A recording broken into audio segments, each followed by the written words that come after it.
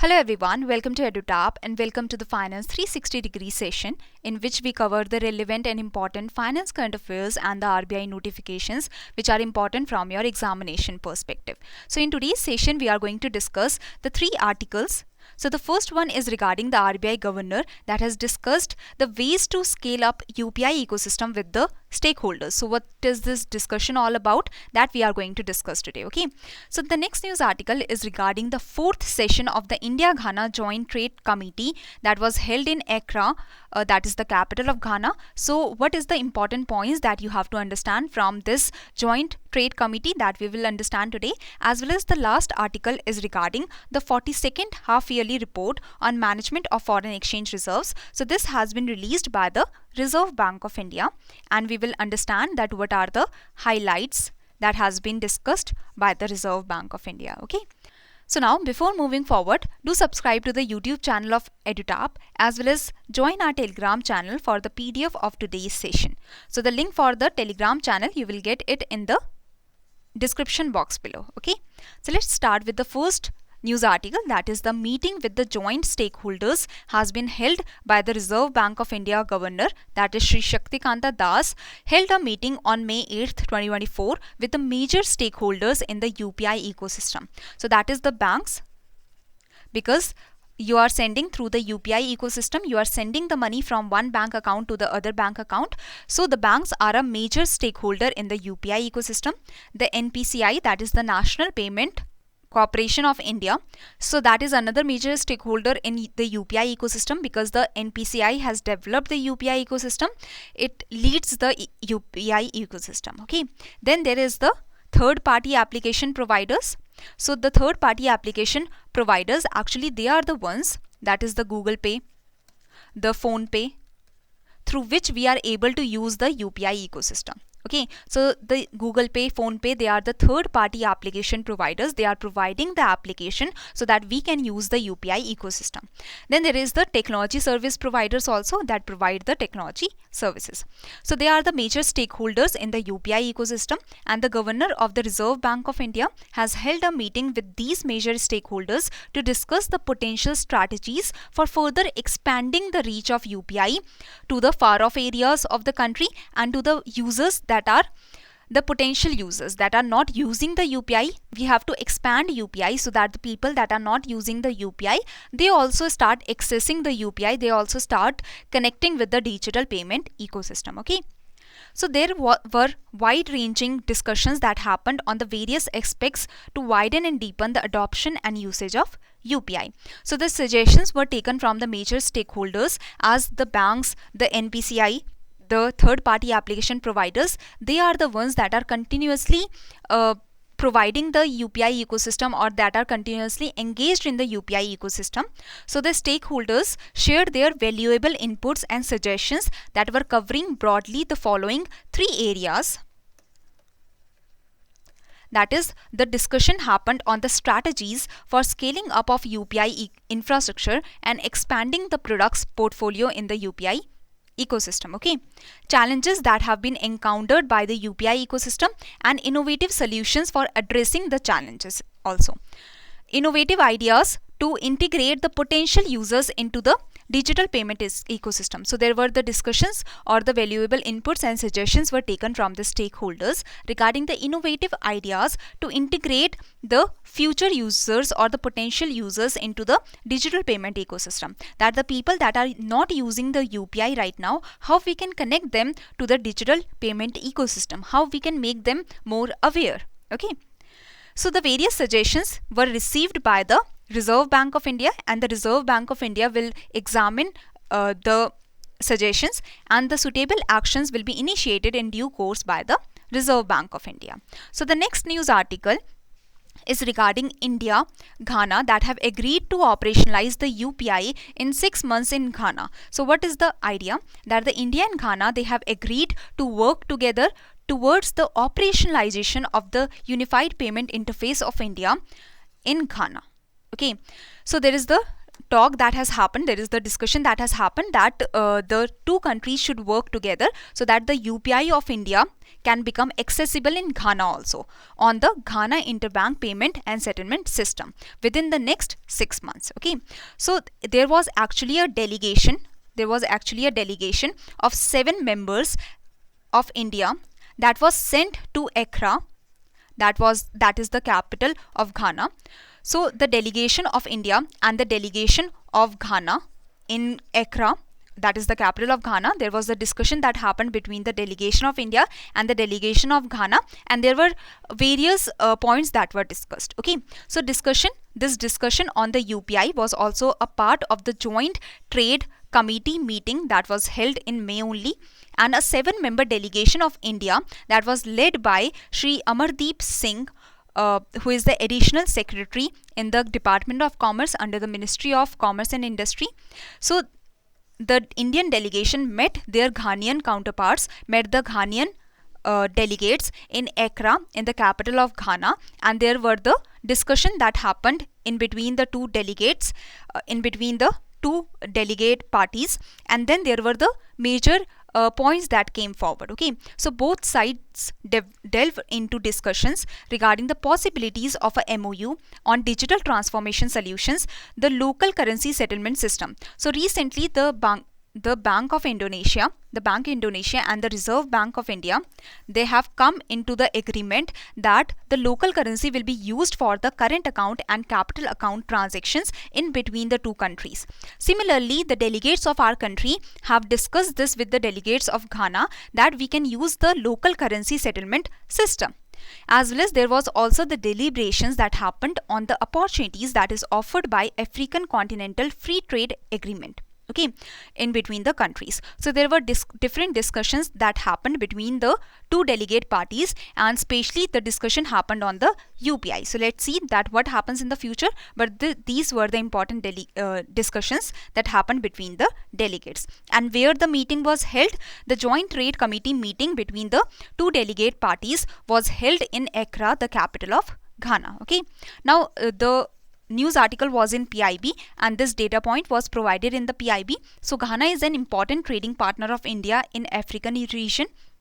Bilateral trade between India and Ghana stood at US dollars 2.87 billion in 2022-23, and you can understand that if we start using the local currency settlement system, so instead of using the dollars, we will be using the local currencies. Okay, so now India stands as a leading investor in Ghana and emerged as the 3rd largest investor in Ghana. So this is the news article. I hope you have understood the basic point, and remember that the delegation from India was led by Shri Amardeep Singh Bhatia, who is the additional secretary of the Department of Commerce under the Ministry of Commerce and Industry. Okay, now coming to the last article, that is the 42nd half-yearly report has been released on management of foreign exchange reserves. Now this report we are going to discuss in the coming sessions because it will take time to cover the whole report, but the main idea that was provided by the Reserve Bank of India in its press release, let's discuss that.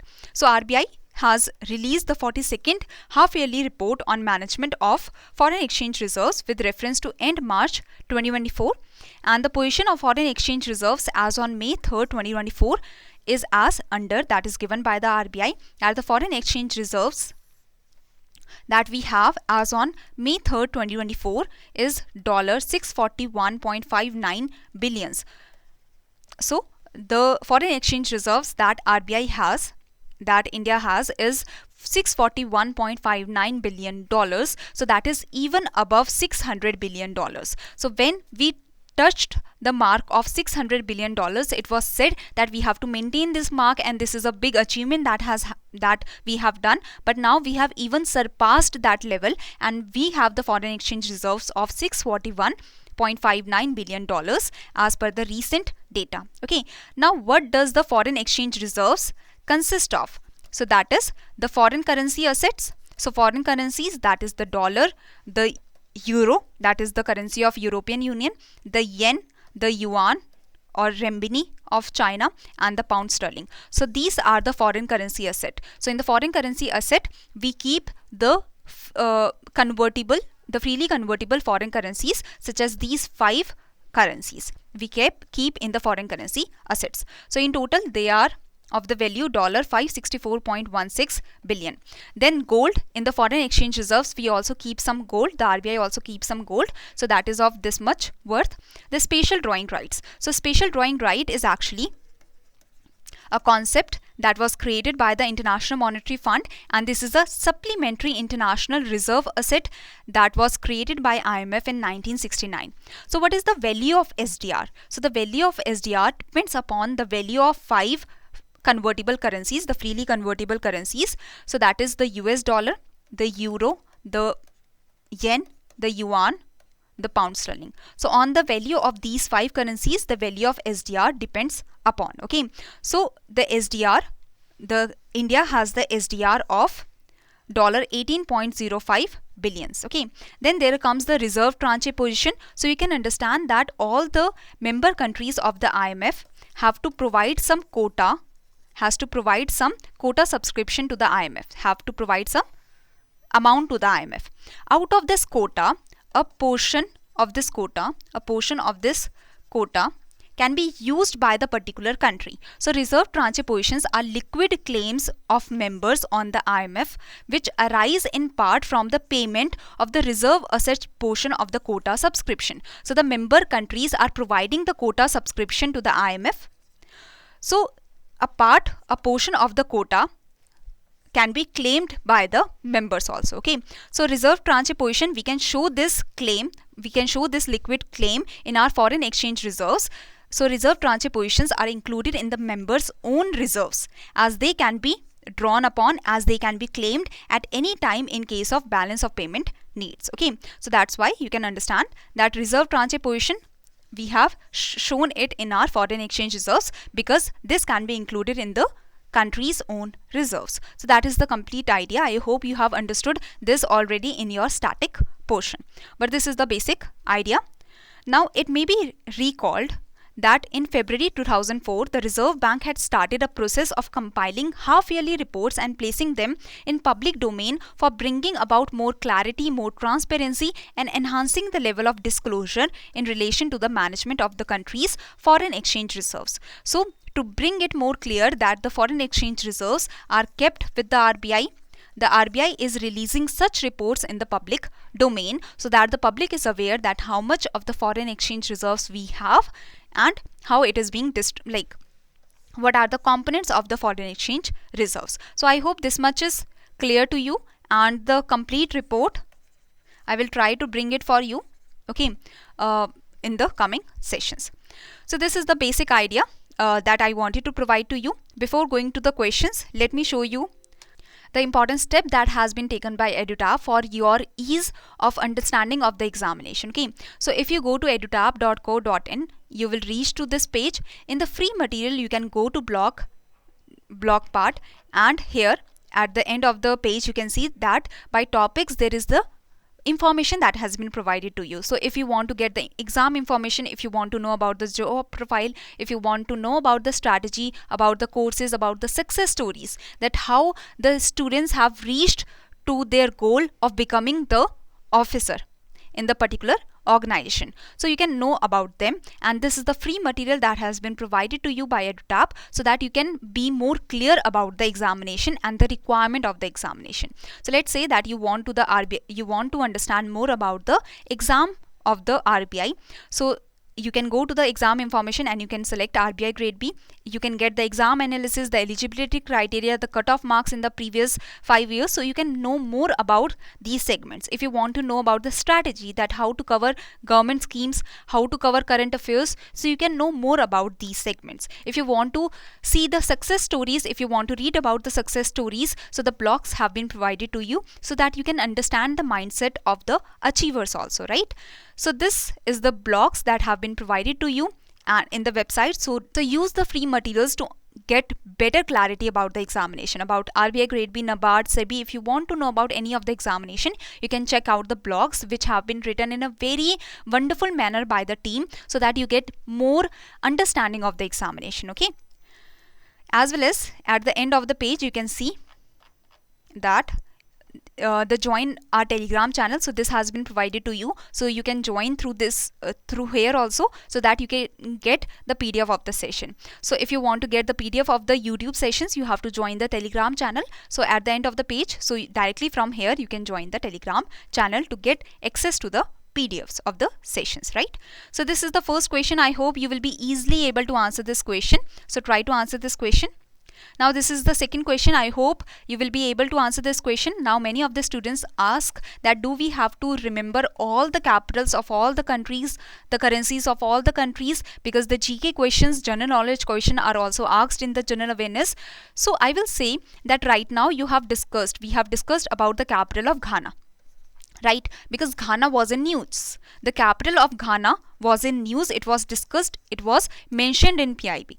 So whatever capitals, whatever countries are coming in news, so that at least you have to remember, because the questions usually revolve around, even if it is a static question, it is revolving around the current affairs. So if the capital is being asked of a particular country, that is because that country must have been mentioned in the newspapers, and the capital must have been mentioned in the newspapers. Okay, so here I hope you will be able to answer this static question, because it is related to current affairs that we have just discussed.